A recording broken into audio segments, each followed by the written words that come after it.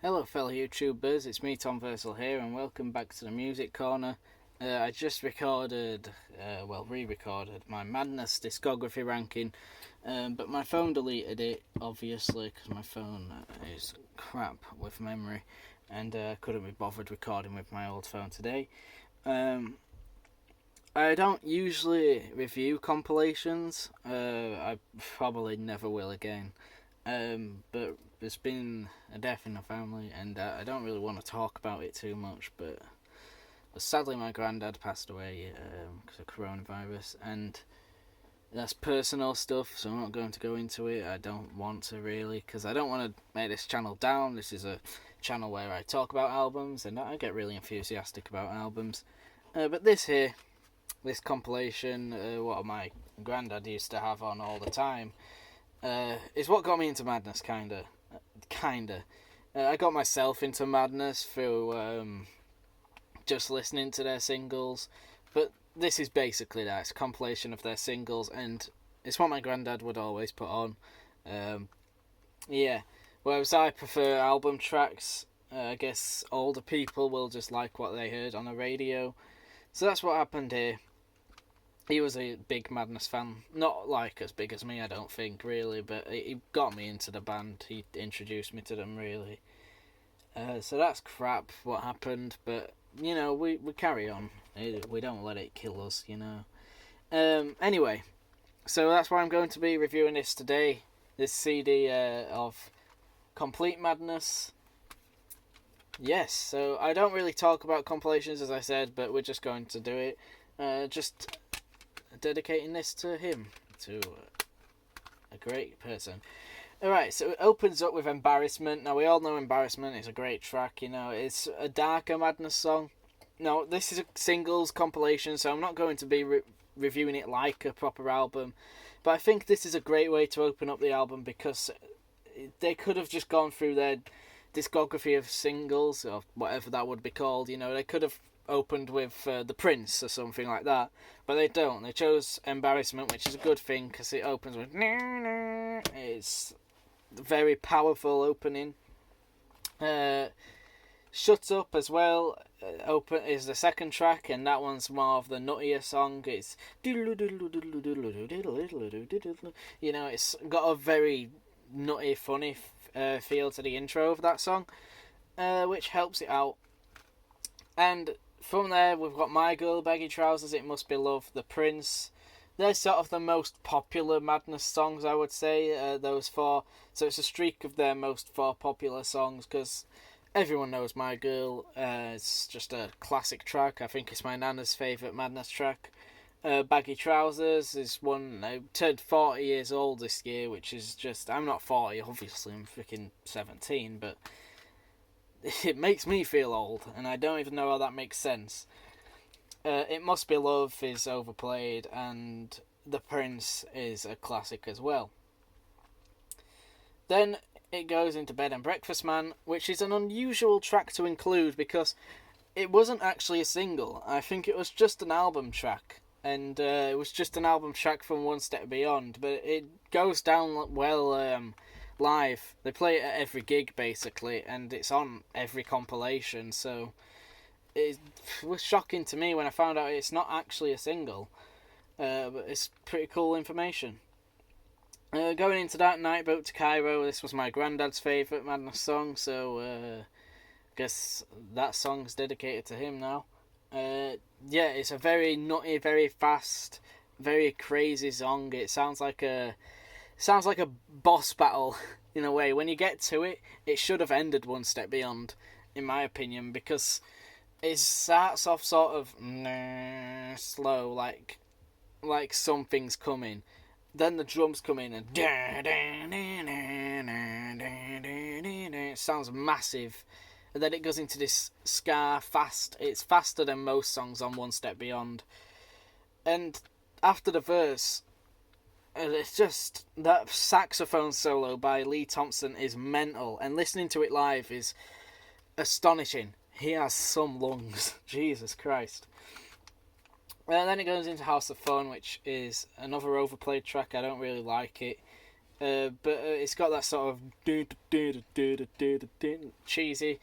But it's great, you know. I don't like it, but I can sell it. I can say it's great. The only reason I don't like it is I've heard it so much.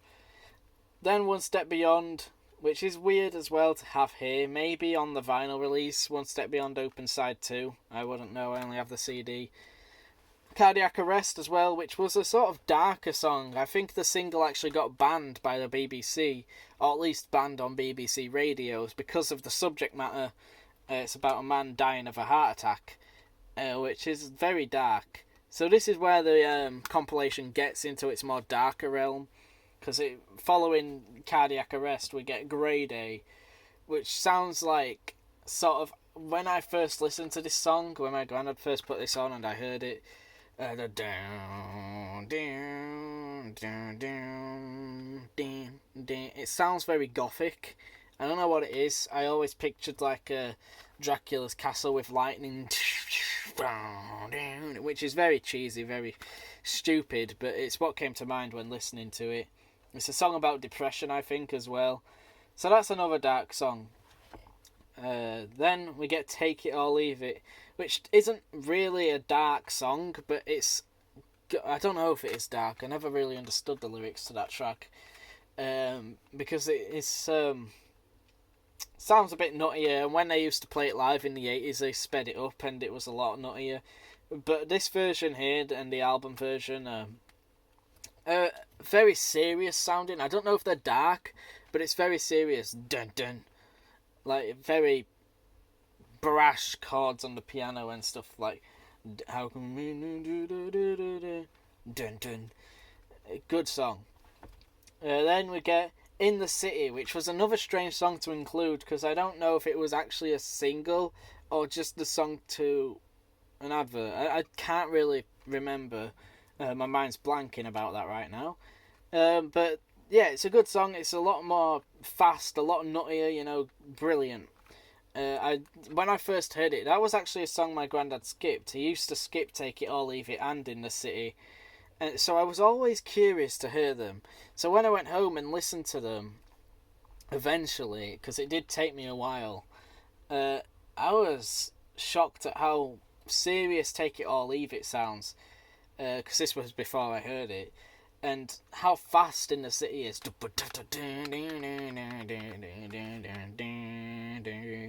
the drums. It's very cool. And the saxophone solo on it is very short, but very fast. And then we're going to Madness, which was, I think, a B-side at first, but probably became a single after this. A brilliant song, you know, Madness, Madness, they call it Madness. Shockingly, when I first heard it, which was on here, I didn't know what he was saying. I didn't know he was saying Madness, because I'd never really heard a band make a song out of their name, because I was never into music. They were the first band I got into. So you would never hear a band on the radio make a song called themselves, you know. And the only other bands I'd heard really was Snoop Dogg and AC/DC, and Snoop Dogg, I guess he did make Snoop Doggy Dogg or whatever that song's called, but that's rap. And AC/DC, they've never said AC/DC in a song. They've used AC/DC as a chord progression, but I never thought he was saying Madness. I never knew what he was saying. Of course, I was an idiot. Of course he's saying Madness. Yeah. But that's a great song, makes me very nostalgic, very tearful song now, but great track. And then we get into The Return of Los Palms 7, which is an instrumental written by, I think, Daniel Woodgate, the drummer, Woody. And this song is brilliant as well. One of the weaker ones here, but I think it is still brilliant, you know. And the saxophone solo again from Lee Thompson is the outstanding moment here. Brilliant stuff. Brilliant album. I know I don't really like to talk about compilation albums. They're not my thing. I don't like them. Well, I do like them in a sense. If you're getting into a band, they're usually the way to go. You'll hear all the hits. Sometimes they'll throw album tracks on there. I think the best Madness compilation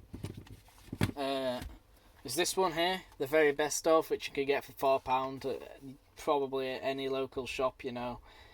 I think this is probably their best because it's got so many album tracks, you know. It's got wait, I can't see, Swan Lake, Opium Eaters, The Communicator, Calling Cards, Tomorrow's Dream, Sign of the Times. It's got a lot of album tracks whilst having all the hits as well that this one has. But yeah, so that's that. Great compilation, brilliant. It's kind of what got me into Madness. I would say Can't Touch Us Now and Total Madness are more what got me into them. But this here is what my granddad always used to put on, and it's got a lot of sentimental value to it, I tell you that. I will never get rid of this disc. Thank you for watching this video. Leave your thoughts on this compilation in the comments below.